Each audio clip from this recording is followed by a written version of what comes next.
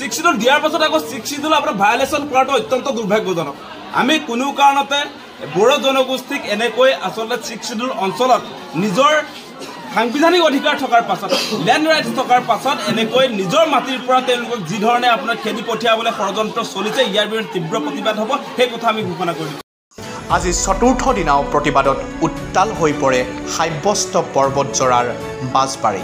আদানী গ্ৰুপক মাটিত দিয়াৰ সিদ্ধান্ত বাতিল নকৰালৈকে এই প্ৰতিবাদ চলাই থকাৰ হুংকাৰ। আজি প্ৰতিবাদস্থলীত আৰক্ষী প্ৰশাসনৰ লগ উপস্থিত নোহোৱাৰ বাবে গছৰ তলত অৱস্থান কৰিছে প্ৰতিবাদকাৰীয়ে। ইয়াৰ মাজতে প্ৰতিবাদকাৰীৰ ওচৰত আহি সমৰ্থন জনাইছে কৃষক মুক্তি সংগ্ৰাম সমিতিৰ সাধাৰণ সম্পাদক বিদ্যুৎ শইকীয়া আৰু সাংগঠনিক সম্পাদক আকাশ দলেৰ নেতৃত্বত KMSSৰ এটা সজাতি। এই অঞ্চলৰ যিসকল লোকে একত্ৰিত হৈ সংঘবদ্ধ হৈ চৰকাৰৰ লগত সমূহ সময়ত লিপ্ত হৈছে, সেয়া আচলতে এটা জাতিৰ জীয়াই থকাৰ লক্ষণ।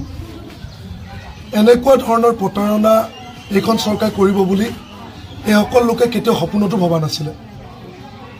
আমাৰ চবতকৈ দুখ লাগিছে যিগৰাকী ব্যক্তিয়ে আজি 16 বছৰ নিজৰ জনগোষ্ঠীটো ছাত্ৰ সংগঠনক নেতৃত্ব দিলে, সেইগৰাকী ব্যক্তি আজি BTC মুৰব্বী।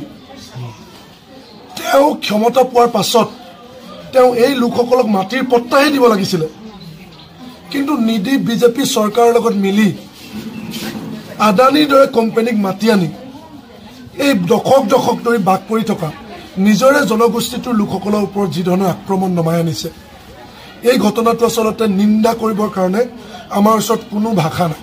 তেওঁলোকে 1886ৰ এক মানে না তেওঁলোকে BTC মানে চুক্তি মানে, না তেওঁলোকে ষষ্ঠ অনুসূচী মানে, না ৰাষ্ট্ৰসংঘৰ নিৰ্দেশনা মানে।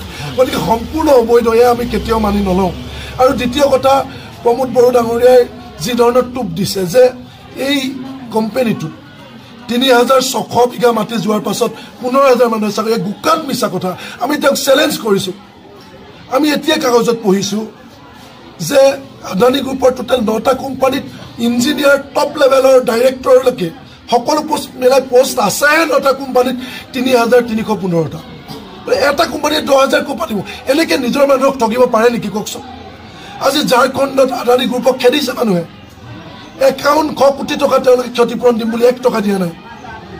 হাজাৰ হাজাৰ মানুহক চাকৰি দিম বুলি এগ্ৰিমেণ্ট কৰি চাকৰি দিব পৰা নাই। এইবিলাক গোকান মিছা কথা। এইবিলাক প্ৰলোভনত এই অঞ্চলৰ মানুহ নপৰে, এই অঞ্চলৰ মানুহক প্ৰলোভিত কৰিব নোৱাৰে।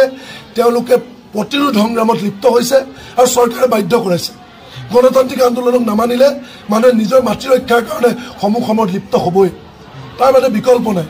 যদি মানুহে গণতান্ত্ৰিক আন্দোলনৰ ভাষা বুজি নাপায়, মই এজন খেতিয়ক, মই যদি কাঠৰ নাঙল হাল বাবলৈ গ'লে কাঠৰ নাঙল যদি বোকাত নোসোমায়, মাটি পানী নাথাকে, বোকা নাথাকে, মই ঘূৰি আহি চিম্ফ নাঙল নিবলৈ বাধ্য।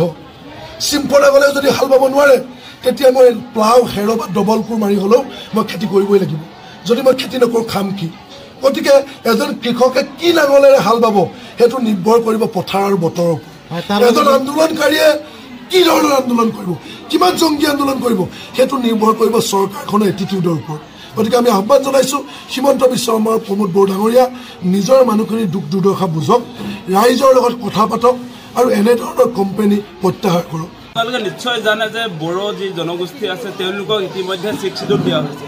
সংবিধানে আচলতে এই BTC চুক্তি হোৱাৰ পাছত আপোনালোকে জানে বড়ো মানুহে নিজক নিজে শাসন কৰাৰ এটা সুবিধা লাভ কৰিছিল। এতিয়া বড়ো আচলতে এই BTCত আচলতে কি হ'ব, এয়া বড়ো মানুহে ডিচিশ্যন ল'ব। ইয়াত এতিয়া ঘপককৈ আপোনাৰ অসম চৰকাৰ বা হিমন্ত বিশ্ব শৰ্মাই বা দিল্লী চৰকাৰে ইয়াত কিবা এটা সিদ্ধান্ত জাপি দিব নোৱাৰে। এইটো সংবিধান বিৰোধী কথা।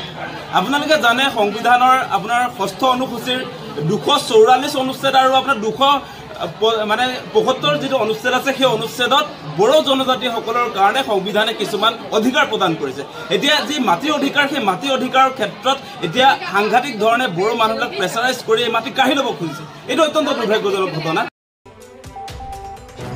News desk report, news time 3।